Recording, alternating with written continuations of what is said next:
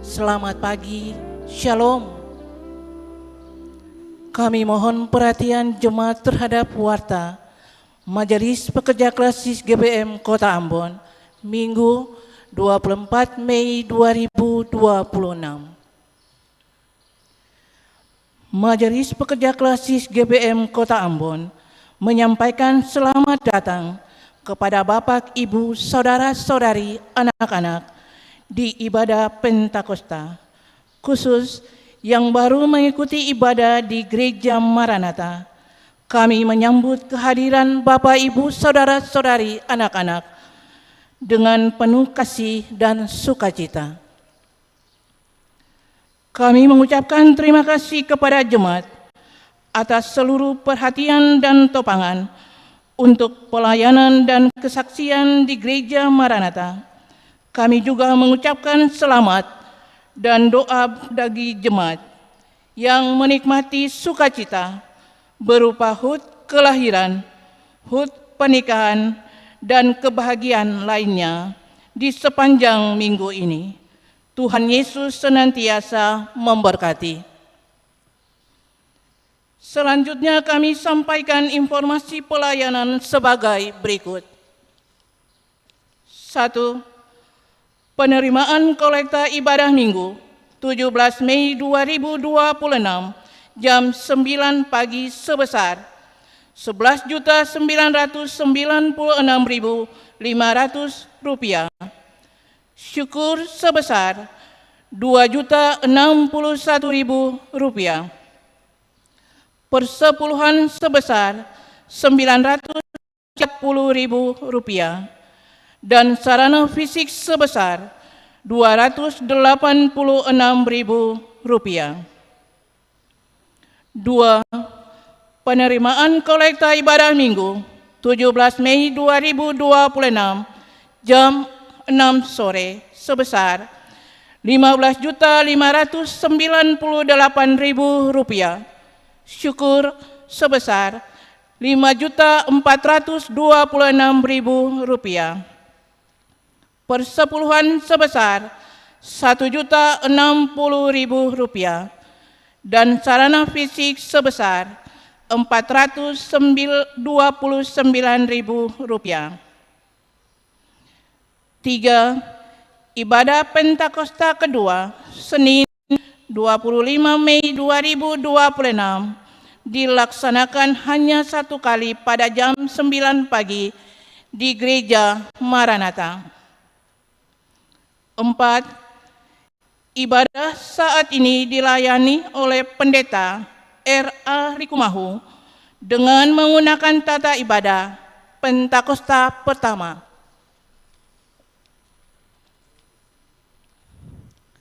5. Majelis Jemaat yang bertugas adalah Majelis Jemaat GPM Bethel. 6. Pembacaan Alkitab menggunakan TB2 dari Yohanes 14 ayat 15 sampai 24. 7. Yang mengisi pujian dalam ibadah ini solo dari Leon Fatun Belit. 8. Lagu prosesi masuk para pelayan. Nyanyian Jemaat nomor 18 bait 1 dan baitnya yang kedua. 9. Lagu untuk jabat tangan. Nyanyian Kidung Jemaat nomor 426. Jemaat setelah ibadah akan dilakukan jabat tangan dengan para pelayan di pintu keluar. Karena itu, mohon jemaat menunggu para pelayan mengambil posisi di pintu keluar, baru jemaat menyusul. Demikian warta Majelis Pekerja Klasis GPM Kota Ambon. Atas perhatiannya diucapkan terima kasih. Selamat memaknai persekutuan dengan Tuhan dan sesama di ibadah Pentakosta saat ini. Tuhan Yesus memberkati. Shalom. Ambon, 24 Mei 2026. Majelis Pekerja Klasis GPM Kota Ambon. Pendeta E. Muskita MTH Ketua, Pendeta A. Titahai Lewaka Besi MI Sekretaris.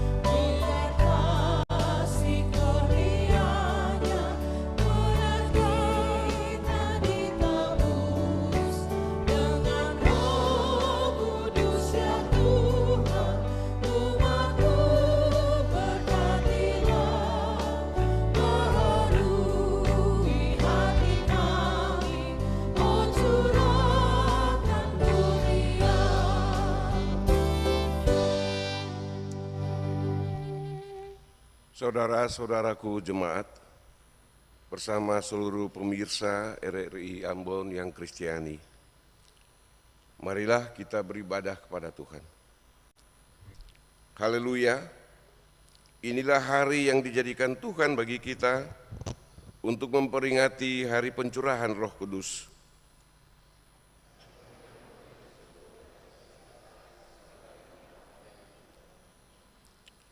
Tuhan Yesus yang telah naik ke sorga menjanjikan Roh Kudus yang dicurahkan bagi persekutuan umat-Nya.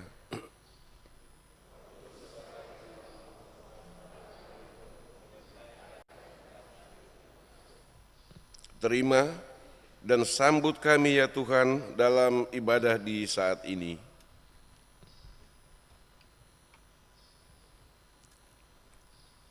Jadilah kiranya ibadah Pentakosta di saat ini, dalam nama Allah Bapa, Tuhan Yesus Kristus dan Roh Kudus, damai sejahtera Allah menyertai saudara-saudara.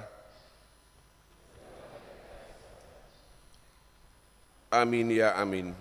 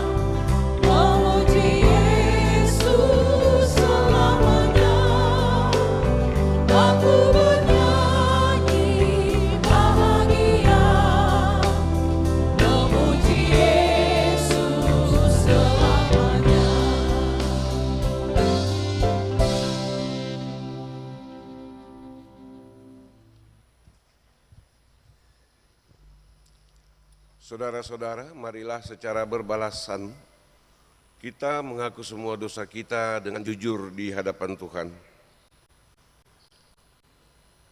Tuhan, betapa kami jauh untuk berlaku setia kepadamu. Kami berdosa dan sering mendukakan Roh-Mu.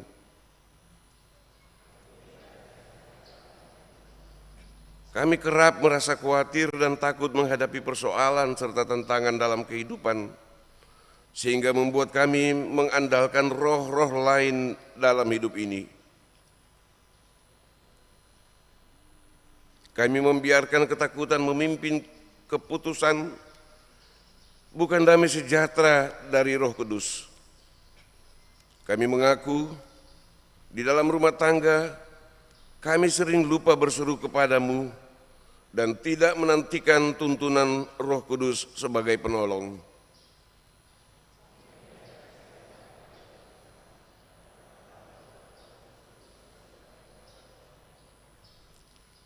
Terkadang dalam kesombongan dan keangkuhan, kami berjalan menurut kehendak dan kemauan hati kami. Saat komunikasi retak, emosi memuncak, dan beban hidup menekan, kami lebih memilih mengandalkan kekuatan diri daripada Roh Kudus-Mu.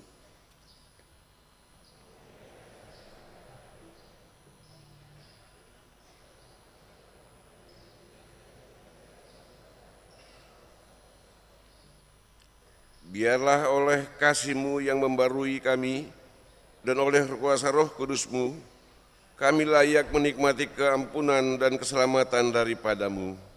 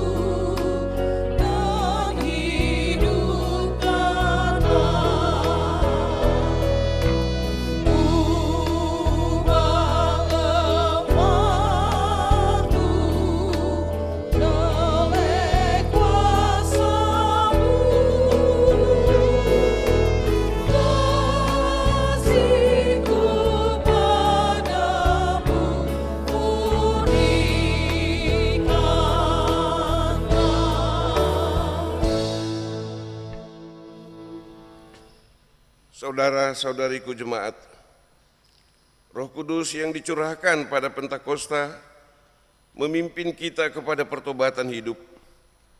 Oleh karya Kristus, Allah menghapuskan kesalahan kita dan memulihkan kasih kita dengannya, supaya menjadi saksi Kristus dalam kuasa Roh Kudus. Firman Tuhan, "Aku akan memberikan kepadamu hati yang baru dan roh yang baru dalam batinmu. Aku akan menyingkirkan dari tubuhmu hati yang membatu dan memberikan kepadamu hati yang lembut." Yeskel 36 ayat 26.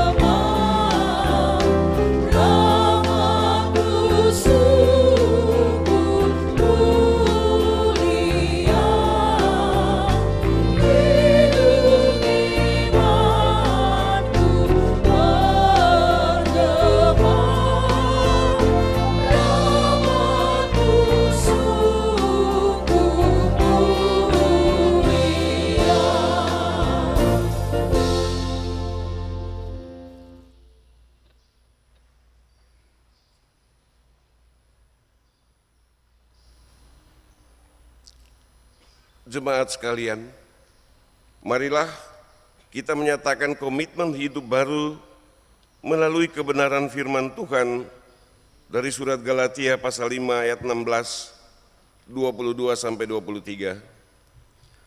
Maksudku, hiduplah oleh roh, dan kamu tidak akan menuruti keinginan daging.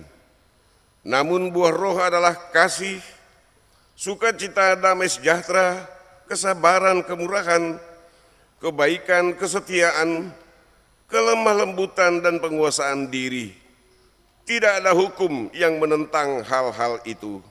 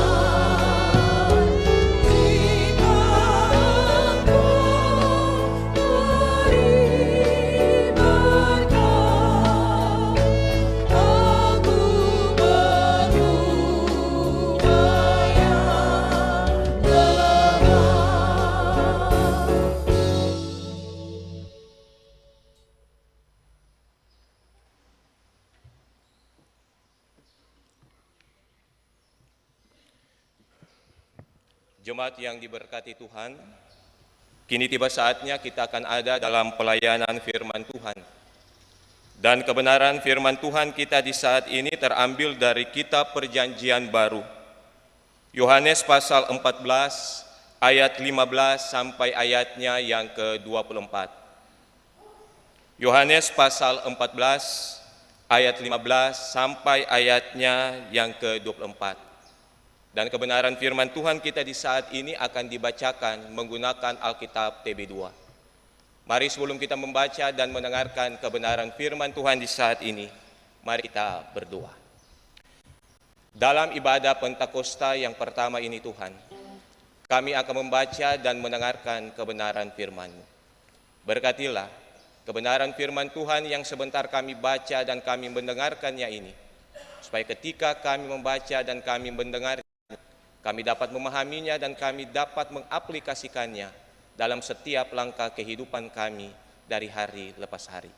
Berkatilah juga hamba Tuhan, Pendeta Bapak Riko Rikumahu, yang akan menguraikan kebenaran firman Tuhan ini bagi kami. Curahkan beliau dengan roh hikmat, agar beliau dimampukan dan dilayakan untuk dapat menguraikan kebenaran firman Tuhan ini bagi kami. Amin.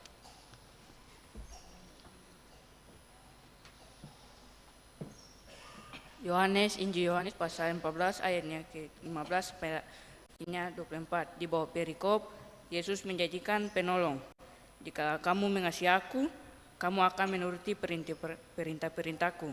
Aku akan minta kepada Bapa dan Ia akan memberikan kepadamu seorang penolong yang lain, supaya Ia menyertai kamu selama-lamanya, yaitu Roh kebenaran.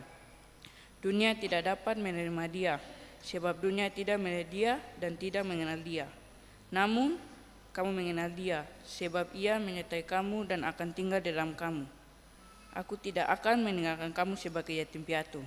Aku akan datang kepadamu. Sesaat lagi, dunia tidak akan melihat aku lagi, tetapi kamu akan melihat aku, sebab aku hidup dan kamu pun akan hidup. Pada waktu itulah kamu akan tahu bahwa aku di dalam Bapa-Ku, dan aku di dalam aku, dan aku di dalam kamu. Siapa yang memegang perintah-perintahku dan melakukannya, dialah yang mengasihi aku.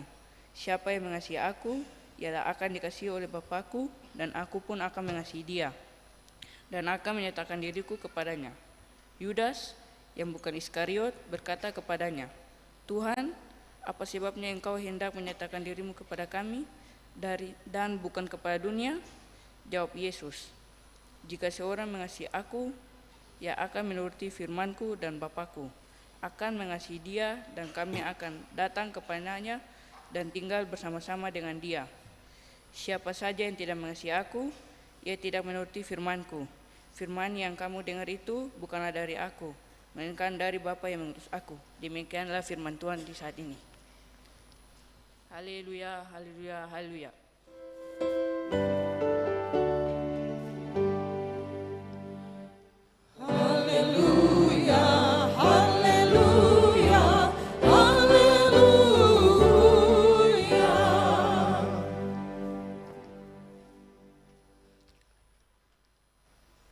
Saudara-saudaraku sekalian, kalau kita mau mengerti kisah kehidupan Yesus bersama murid-muridnya, sampai dengan ia mati bangkit, terangkat ke surga, hingga peristiwa pencurahan Roh Kudus, kita bisa mengertinya melalui praktek-praktek pelatihan atau diklat yang dilakukan berjenjang, tingkat dasar, menengah, tingkat lanjutan seperti di Angkatan Muda GPM, ada juga di organisasi-organisasi pemerintahan.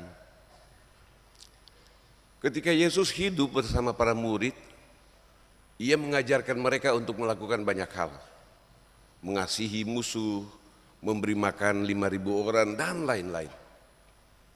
Bahan-bahan dasar disediakan di situ.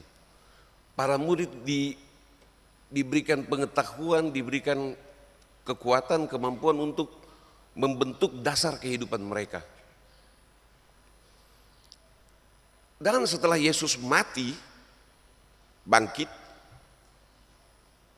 ia mulai tidak lagi hidup bersama dengan murid. Tetapi peristiwa-peristiwa penampakan Yesus kepada murid-muridnya menjadi latihan pada tingkat menengah, level menengah.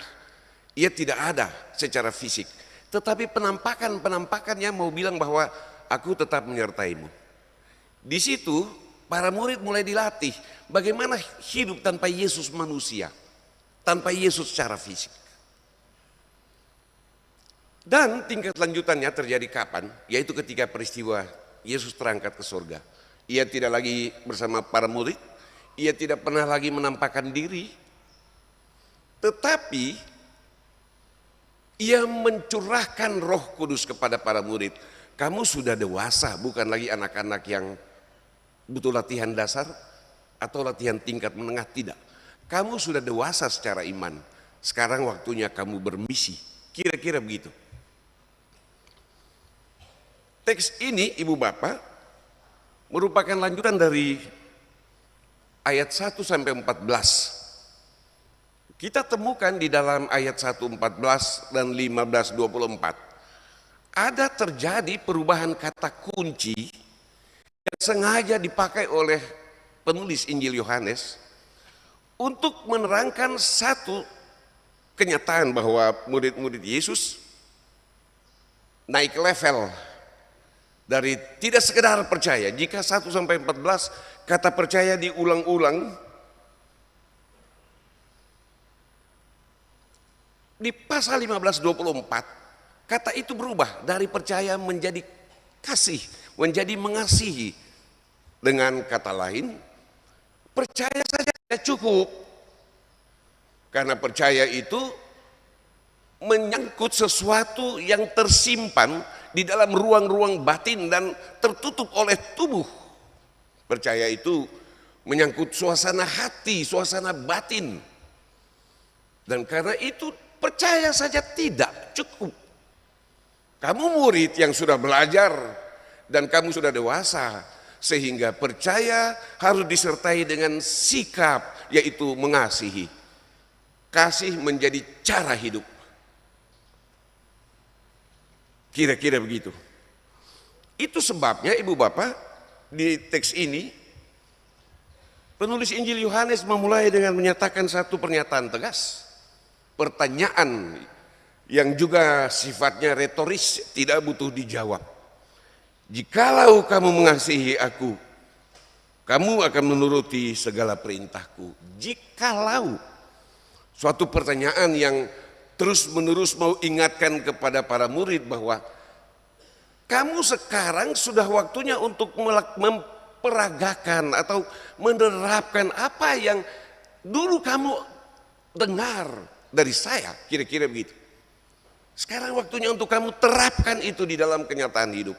Sehingga percaya sebagai unsur yang melekat di dalam ruang batin yang tertutup itu harus diartikulasikan keluar dengan cara mengasihi. Jika itu tidak, maka percaya saja menjadi sesuatu yang tidak sempurna. Nah, saudara-saudara,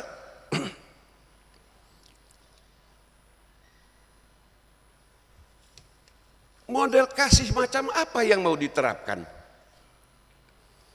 Kata mengasihi di sini kurang lebih diulangi 8 kali. Setelah ditelusuri Ibu Bapak, kata kasih ini yang dipakai Yesus di saat dialog dengan Simon Petrus. Apakah engkau mengasihi aku? Sebanyak 3 kali.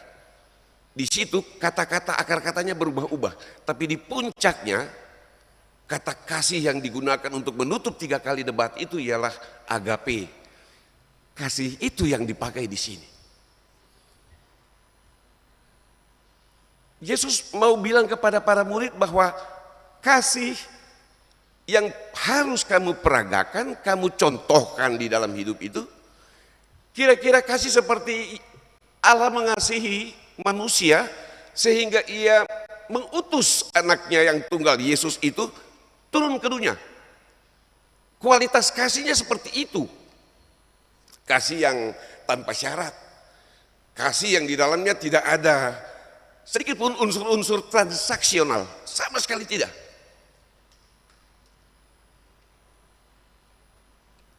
Kasih seperti ini memiliki kualitas karena terlahir dari dasar yang percaya.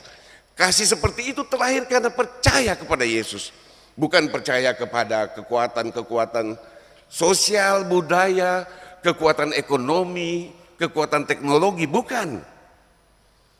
Tapi kasih itu terbentuk, terlahir, tercipta, dan mampu diaktualisasikan karena percaya kepada Yesus Kristus sebagai anak Allah.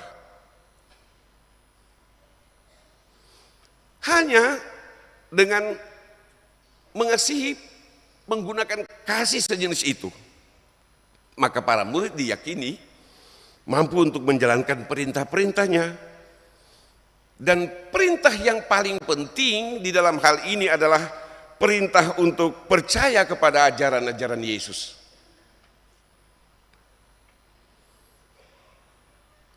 Itu sebabnya dengan mengasihi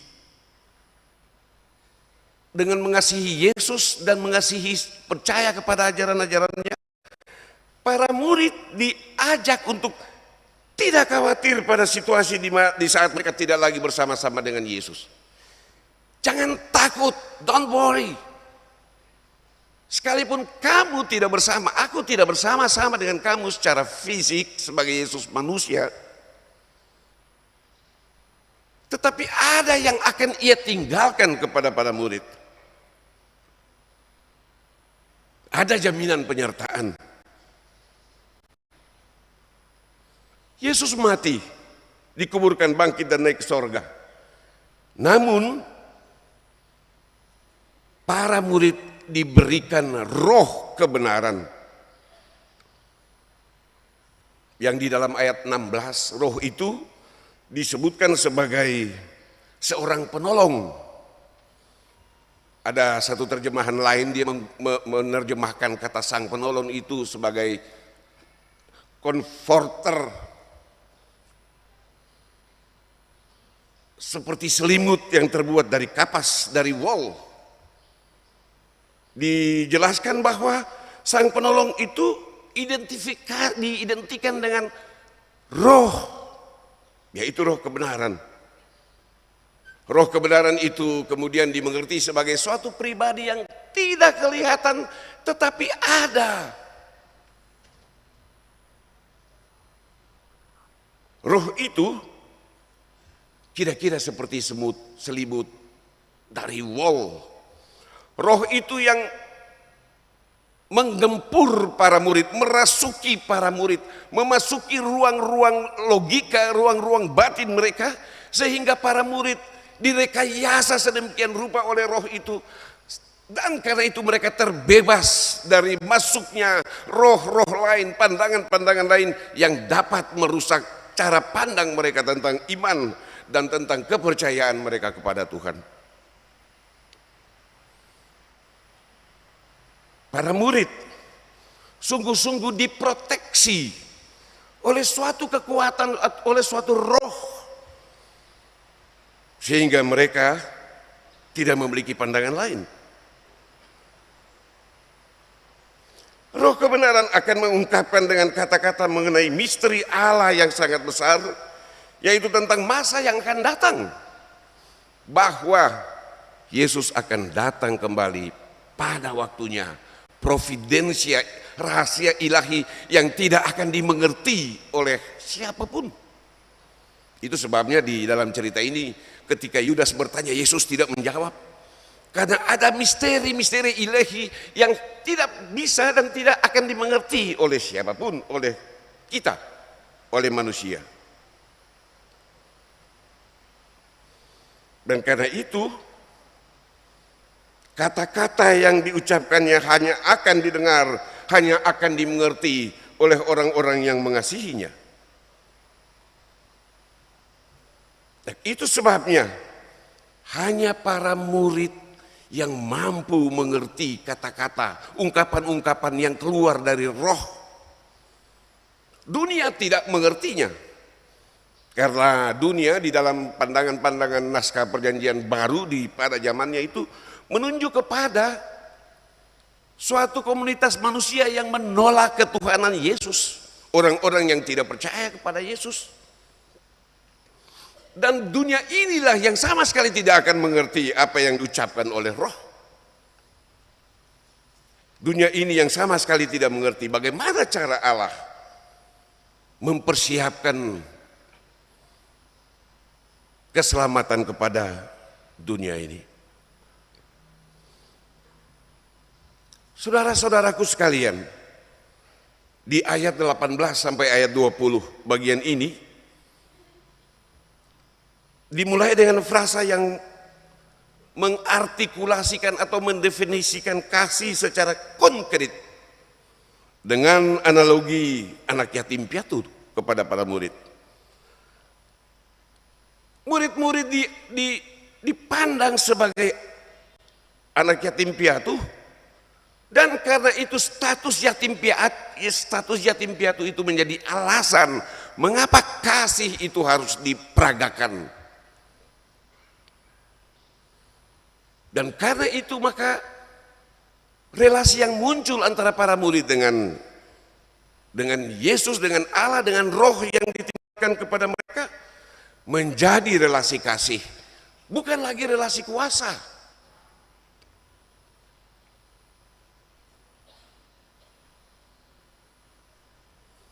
Dan relasi kasih itu menjadi contoh bagaimana kehidupan para murid harus dibentuk dan harus dijalani. Dengan relasi kasih yang intim, relasi kasih yang paling dalam seperti itu, para murid akan mampu melihat kedatangan Yesus secara rohani, bukan lagi secara fisik, secara spiritual. Dan karena itu iman mereka semakin kokoh, iman mereka semakin kuat.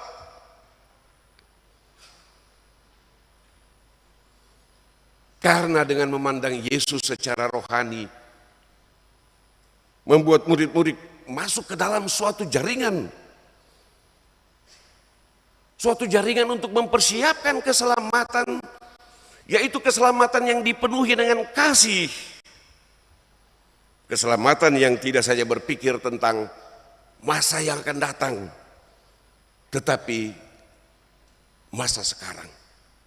Jika ingin selamat di masa akan datang, percayalah di masa kini. Jika ingin hidup baik, hidup selamat di masa mendatang, mengasihilah di masa kini, supaya tidak ada waktu tertunda-tunda untuk kita memperagakan iman yang kita percaya kepada Yesus. Berbeda dengan dunia, dunia tidak melihatnya karena dunia tidak mempercayainya. Maka kita yang percaya kepada Yesus harus tetap mempertahankan perbedaan kita dengan dunia. Dunia yang sedang menawarkan kepada kita cara-cara hidup, praktik-praktik hidup yang individualistik, egoistis. Melalui teknologi, melalui jaringan-jaringan nirkabel, melalui gadget kita bisa bersembunyi tanpa berjumpa dengan seorang pun secara nyata. Kita menjadi manusia asing, manusia yang teralienasi dari dalam dirinya sendiri. Kasih semacam ini mengajarkan kita untuk tetap mempertahankan persekutuan agar kita terhubung satu dengan yang lain, agar kasih itu memperoleh tempat untuk diterapkan. Dan kasih seperti itu menurut ayat 19 adalah kasih yang saling menembusi. Relasi kasih seperti Tritunggal Allah, Bapa, Putra dan Roh Kudus. Seperti Bapa di dalam aku dan aku di dalam kamu, maka relasi kita menjadi seperti itu.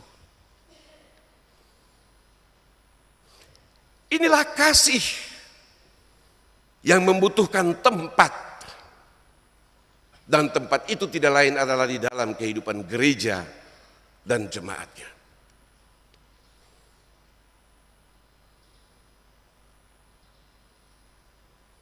Di dalam ayat-ayat selanjutnya, Ibu Bapak, kita menemukan satu jawaban atas pertanyaan retoris di ayat 15 tadi.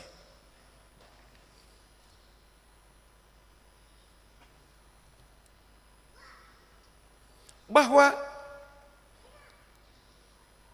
pencurahan Roh Kudus merupakan jalan bagi gereja, merupakan jalan bagi umat Kristen yang telah mengalami pendewasaan iman itu untuk terus bersaksi dan menjalankan misi Allah.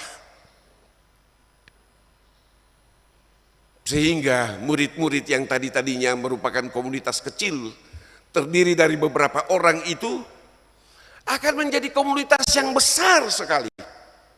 Komunitas yang daripadanya Injil kerajaan sorga itu perlahan-lahan menyebar, meluas kemana-mana sampai ke sini juga. Dan di saat kedatangan Kristus pada waktunya nanti, maka yang terjadi bukan saja Tuhan datang kepada manusia, Tuhan datang kepada dunia, tetapi semakin banyak orang yang datang kepadanya. Itulah Tuhan. Di dalam kekuasaannya ia membuat sebanyak orang merasa bersalah, berdosa dan datang kepadanya, bertobat. Itulah implikasi dari pencurahan Roh Kudus. Bahwa gereja dan umat Kristen di sepanjang sejarah mampu melakukan tindakan-tindakan kasih yang mengakibatkan orang lain diampuni, orang lain merasa dirinya berdosa dan karena itu bertobat, merubah hidup dan datang kepada Tuhan. Itu sebabnya ketika Yesus terangkat ke surga kembali ke kekekalannya, ia menarik begitu banyak orang datang kepadanya. Ajaran yang ia tinggalkan, roh yang ia curahkan, kini hidup di dalam kehidupan kita semua. Secara personal, secara individu, juga di dalam keluarga-keluarga kita.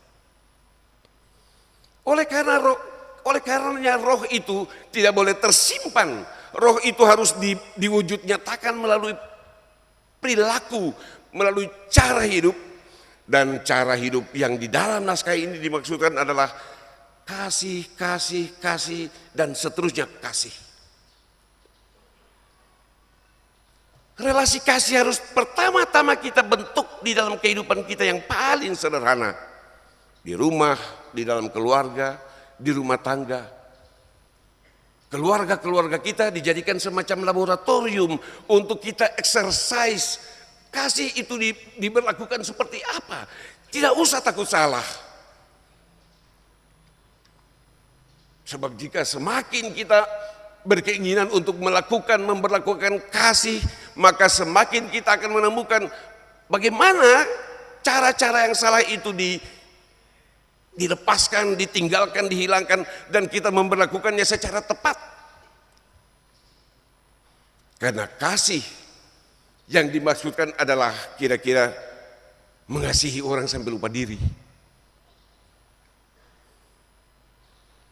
Kasih semacam itu pula yang membuat kita mampu untuk memiliki cara mempertahankan hidup, mempertahankan eksistensi kita di tengah-tengah dunia yang sekarang bergeraknya serasa seperti liar, entah gerakannya kemana.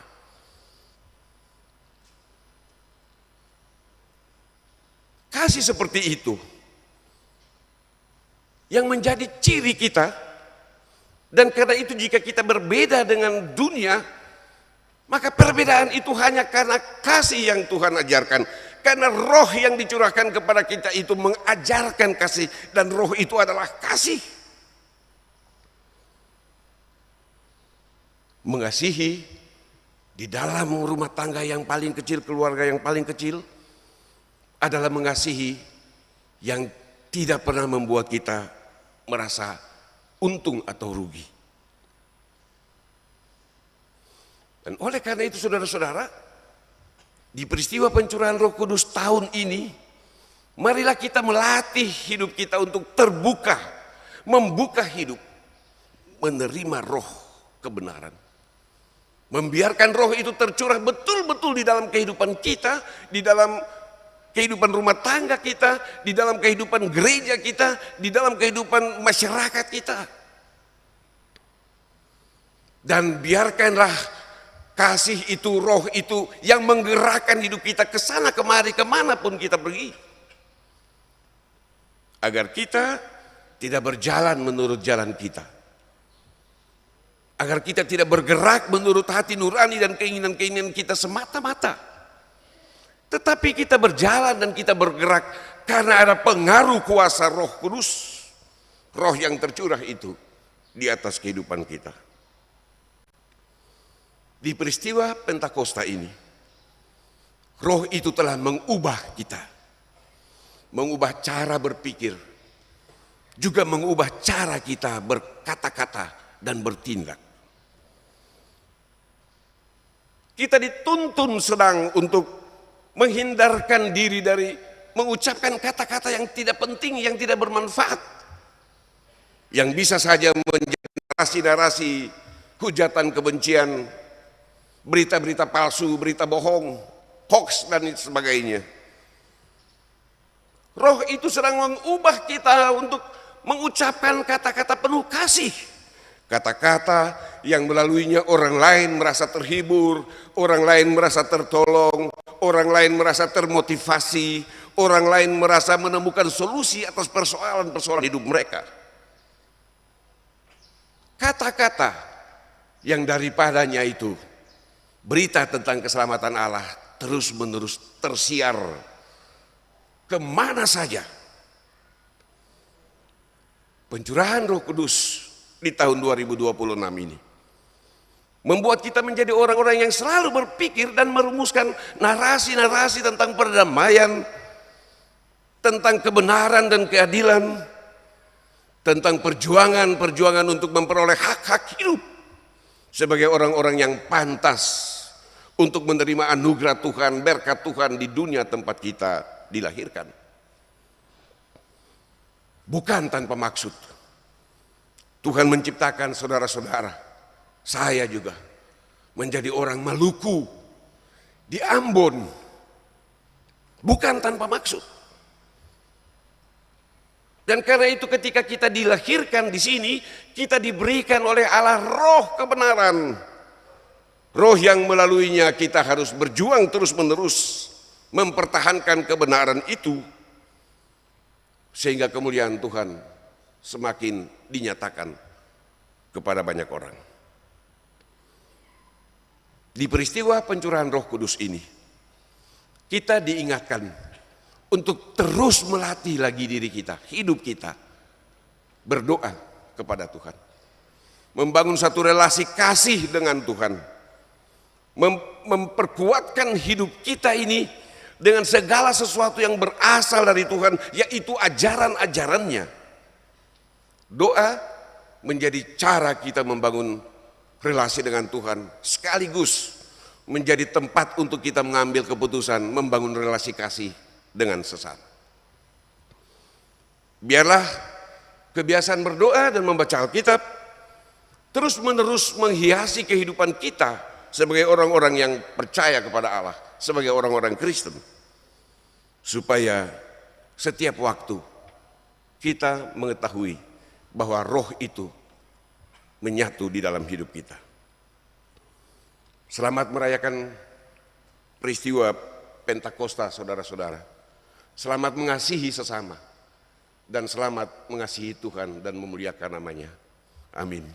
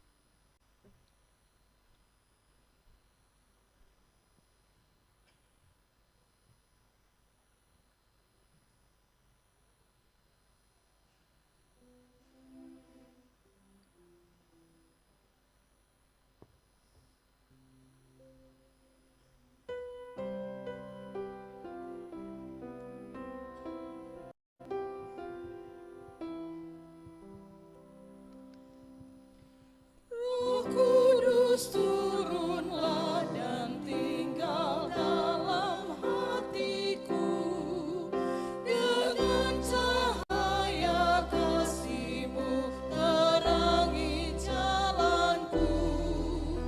Api-Mulah membara jiwaku, sehingga hidupku memuji akan Tuhan. Jemaat dimohon berdiri.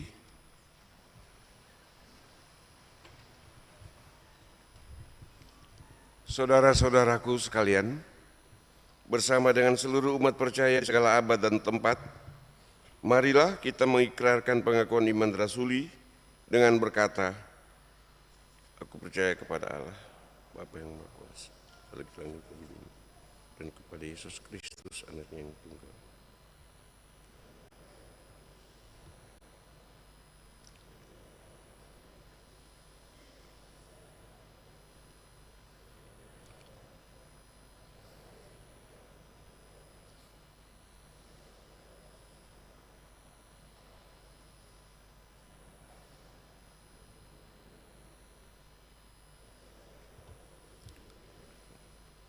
Tuhan dan Kudus.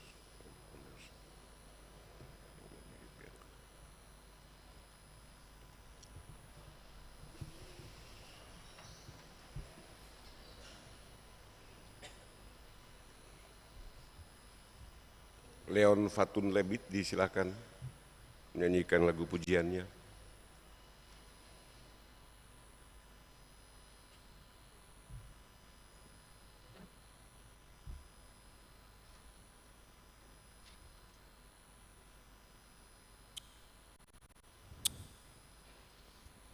Selamat hari Minggu Jemaat Shalom. Selamat merayakan Pentakosta. Lagu yang kita bawakan berjudul Footprints in the Sand. Ini adalah puisi klasik yang ditulis oleh Margaret Fishback tahun 1964 kalau tidak salah. Dan puisi ini menceritakan tentang mimpinya bahwa ada sebuah layar ketika dia berjalan bersama dengan Tuhan.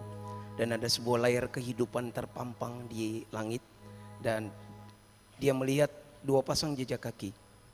Dan awalnya dua pasang jejak kaki mereka berjalan bersama. Kakinya dan pasang kaki Tuhan. Sepasang kaki Tuhan.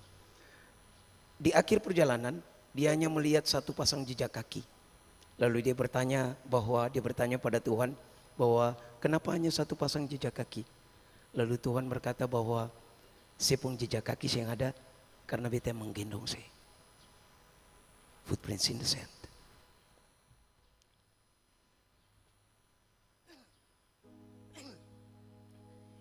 You walk with me, footprints in the sand, and help me understand where I'm going.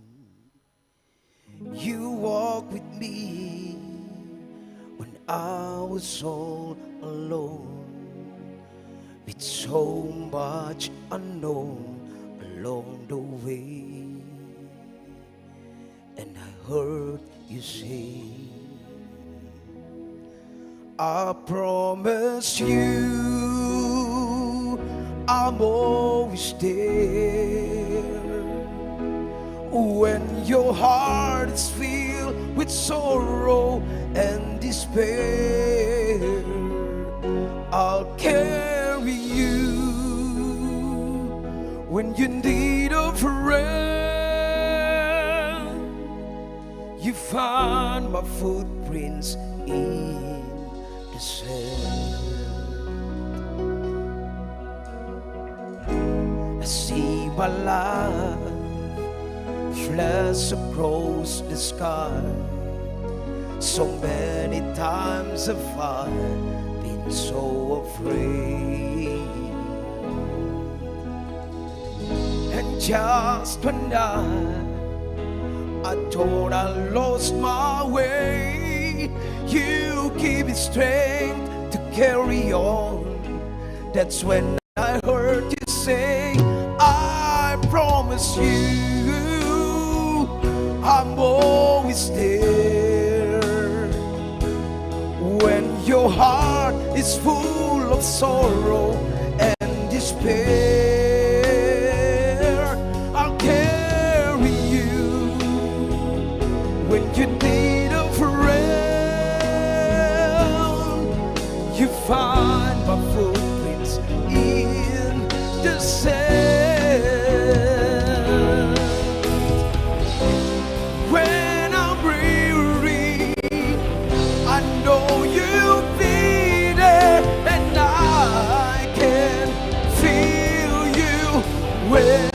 you say,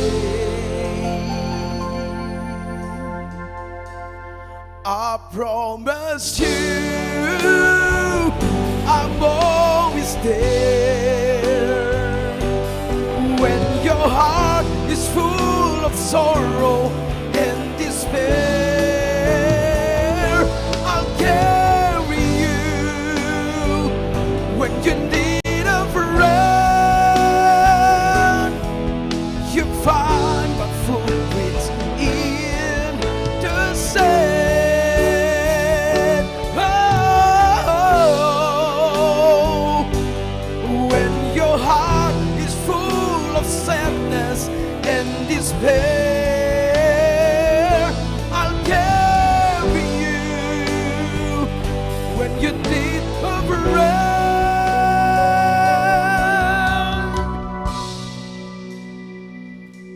find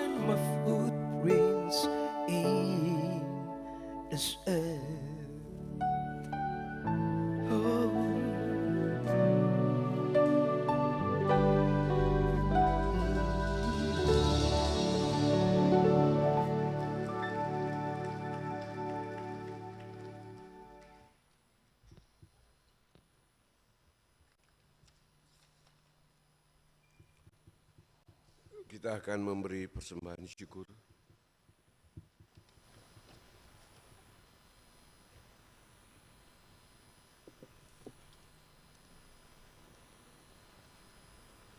Jemaat yang diberkati Tuhan, sebagai tanda syukur dalam ibadah pencurahan Roh Kudus di saat ini, marilah kita memberikan persembahan syukur kita dengan penuh sukacita.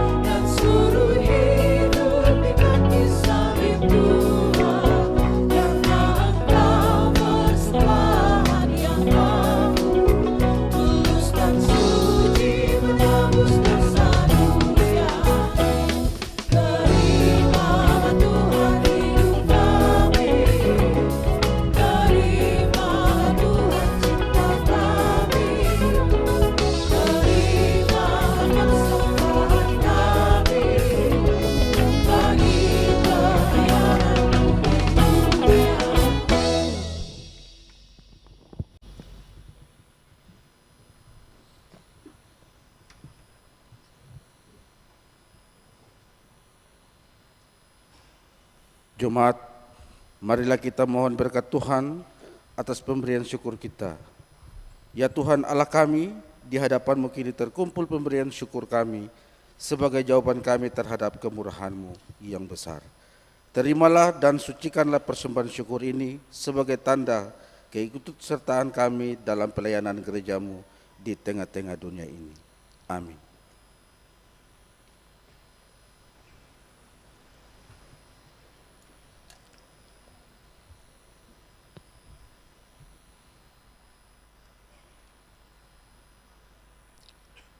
Saudara-saudara sekalian, kita berdoa syafaat dan kita mengucapkan doa Bapa kami bersama-sama di akhiri syafaat ini. Mari kita berdoa. Terpujilah nama-Mu ya Allah Bapa dan Putra dan Roh Kudus, Allah pencipta, pemelihara dan penyelamat manusia serta alam semesta. Allah yang kami kenal di dalam Yesus Kristus, Tuhan dan Juru Selamat kami. Kami berkumpul di tempat ini, bersekutu, berbakti kepada Tuhan, melalui nyanyian, doa, mendengar sabda Tuhan, mempersembahkan hidup kami sebagai tanda ungkapan syukur dan terima kasih atas kemurahan-Mu yang nyata dalam hidup kami, atas berkat-berkat-Mu yang kami rasakan berupa makanan, minuman, pakaian, kekuatan, kesehatan, dan terutama nafas hidup. Sungguh-sungguh kami bersyukur dan sekaligus memuliakan nama-Mu, sebab Engkaulah Allah di dalam Yesus Kristus, yang sekalipun telah terangkat naik ke sorga, tidak pernah meninggalkan kami sendiri. Di hari ini kami semua merayakan peristiwa pencurahan Roh Kudus yang turun atas murid-murid, tapi sekaligus juga turun atas gereja sepanjang sejarah, atas kami semua orang-orang yang percaya kepadamu. Kami berterima kasih karena Roh-Mu itu tidak pernah tinggalkan kami sendiri. Roh-Mu itulah yang telah memberikan petunjuk bagi jalan kami, menjadi terang bagi kami di tengah kegelapan.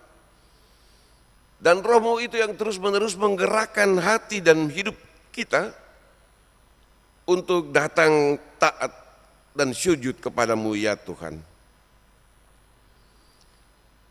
Kami bersyukur karena di hari ini pun kami bisa merayakan peristiwa pencurahan Roh Kudus sebagai tanda bahwa kami semua juga mengalami curahan roh yang sama di dalam hidup kami satu-satu, secara personal, individu, maupun sebagai keluarga, sebagai gereja, masyarakat, dan bangsa ini.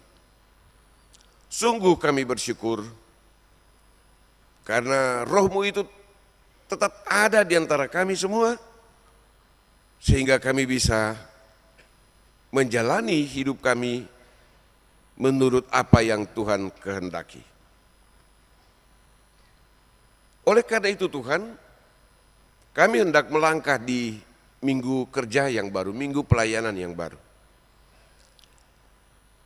Kami mohon berikan bagi kami roh itu, supaya di minggu pelayanan, minggu kerja yang baru nanti ini, kami mampu untuk memperagakan kasih Tuhan itu kepada diri sendiri, kepada sesama, kepada keluarga, dan terutama kepada Tuhan. Supaya kami menjadi orang-orang Kristen, menjadi gereja yang memiliki ciri, dan itu yang membedakan kami dengan dunia ini, yaitu kami memiliki kasih.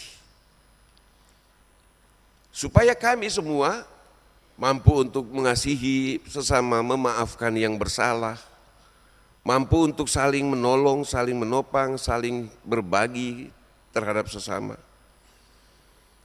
Supaya kasih itu mampu menjadi dasar bagi kami untuk memimpin di saat kami harus memimpin sebagai kepala rumah tangga, sebagai pimpinan-pimpinan lembaga pelayanan di gereja, sebagai pimpinan-pimpinan instansi di pemerintahan, TNI, Polri, di sekolah-sekolah, di kampus-kampus.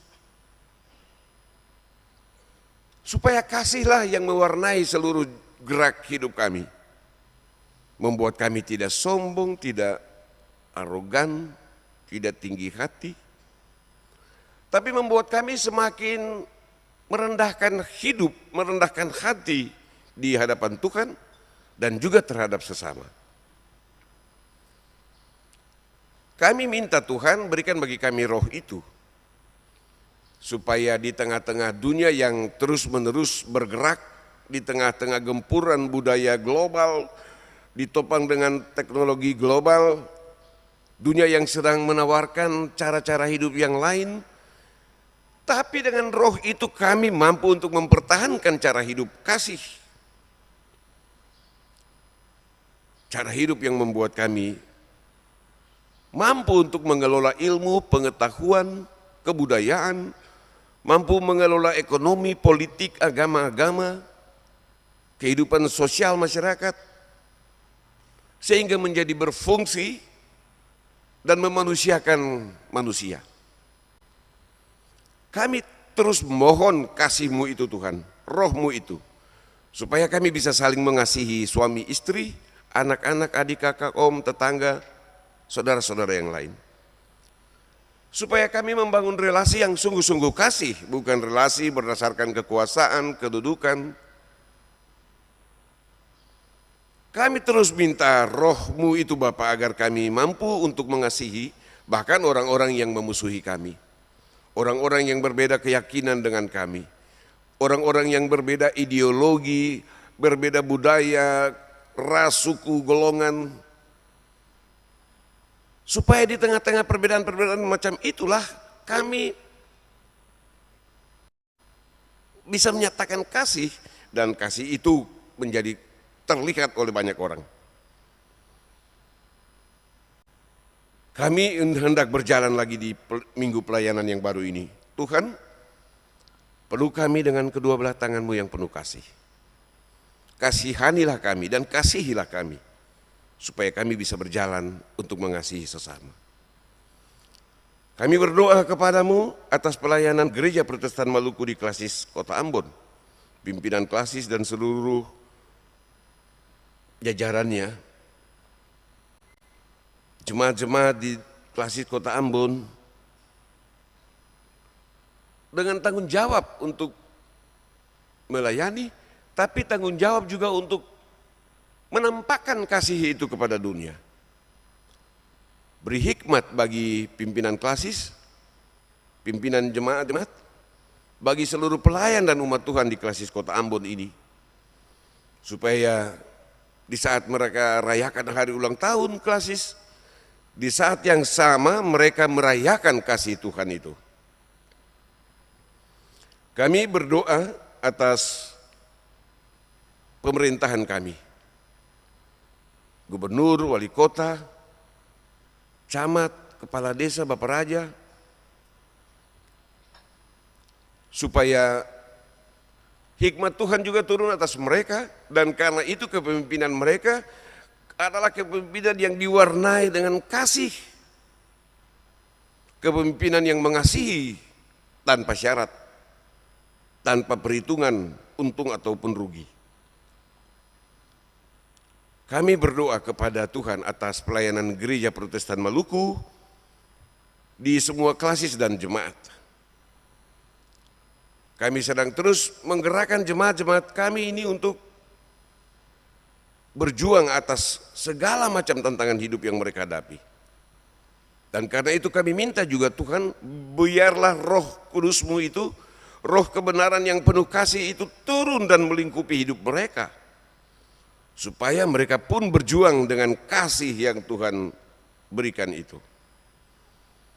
Di 34 klasis dan 700-an jemaat ini kami doakan mereka.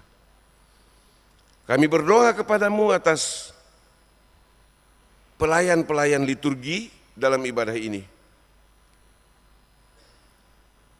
Kantoria, pemain musik, kolektan, tua gama, majelis jemaat yang bertugas, penatua, diaken. Biarlah Tuhan juga berikan bagi mereka roh, supaya dengan kasih mereka terus melayani ibadah-ibadah seperti ini. Dengan kasih mereka terus membangun kehidupan spiritual di tengah-tengah jemaat dan rumah tangga mereka. Dan secara khusus kami berdoa kepada setiap orang yang datang beribadah kepadamu di tempat ini. Mereka datang dengan doa-doa mereka, dengan harapan-harapan mereka, dengan pergumulan mereka, dengan nasar-nasar mereka yang mereka doakan kepadamu di balik persembahan syukur, persepuluhan, natsar-natsar pergumulan.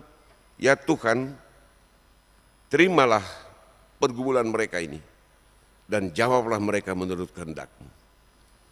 Ajar mereka juga Bapa untuk menerima jawaban Tuhan atas doa-doa mereka, sekalipun kadang jawaban Tuhan itu beda dengan apa yang mereka minta. Sebab kami yakin, sungguh yakin, bahwa jawaban Tuhan itu selalu tepat pada waktunya, indah pada masanya, dan berguna bagi setiap orang yang menerima dan mengalaminya. Kami berdoa bagi setiap rumah tangga, keluarga, dengan gumulan-gumulan mereka yang mereka bawa di dalam ibadah ini. Dengar mereka Bapa, kasihanilah mereka. Kami pun berdoa kepadamu Tuhan atas pelayanan publik yang diselenggarakan oleh RRI Ambon. Mereka sudah menjadi alat untuk memberitakan banyak sekali berita informasi kepada publik, termasuk berita Injil melalui pewartaan-pewartaan seperti ini. Berkati mereka, pimpinan dan seluruh jajarannya, supaya mereka terus menjadi alat menyampaikan berita sukacita, berita kebenaran dan keadilan bagi setiap pendengar dimanapun berada. Kami berdoa kepadamu ya Tuhan, atas setiap perubahan-perubahan cuaca yang terus terjadi di Ambon. Kami minta perlindungan dan pertolongan Tuhan, supaya kami terselamatkan oleh macam-macam tantangan sebagai akibat dari perubahan-perubahan ini. Kami mohon ampun atas semua dosa dan salah Bapa yang kami buat. Suci bersihkan kami, sebab kami percaya bahwa hanya oleh pengampunan-Mu itu kami dilayakan lagi menjadi hamba-hamba, murid-murid dan pengikut-pengikut Tuhan yang setia dan taat. Di dalam nama Yesus Kristus kami berdoa kepada Bapa di sorga, seturut doa yang Tuhan ajarkan kepada kami bersama-sama. Bapa kami yang di sorga.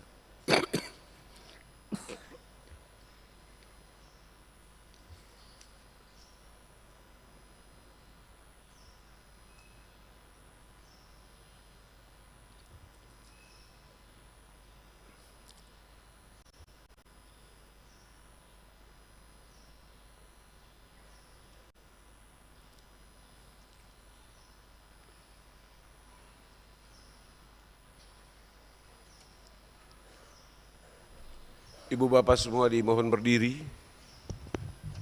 Sebagai nyanyian penutup ibadah ini kita kidungkan Kidung Jemaat 237 ayat 1 dan ayat 2.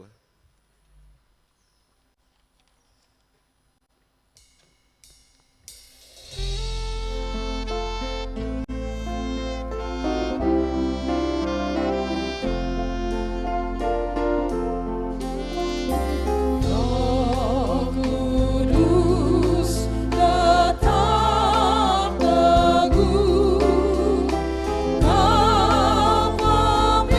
pemimpinmu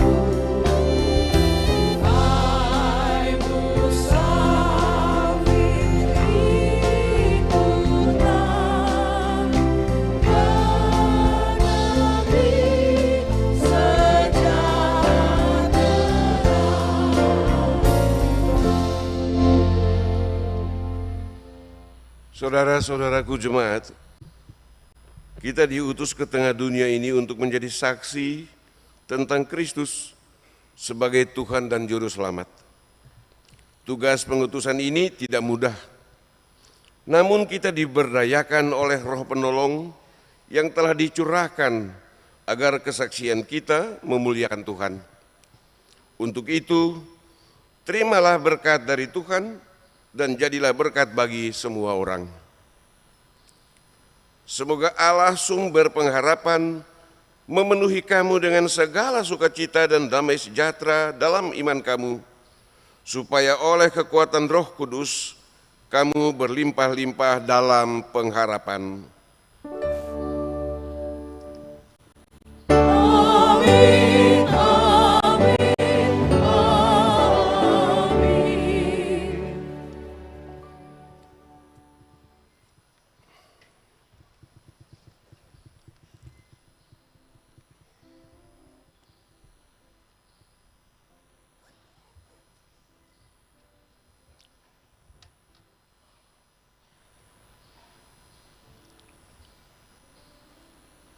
Shalom, selamat hari Minggu, selamat merayakan peristiwa Pentakosta. Tuhan memberkati kita sekalian.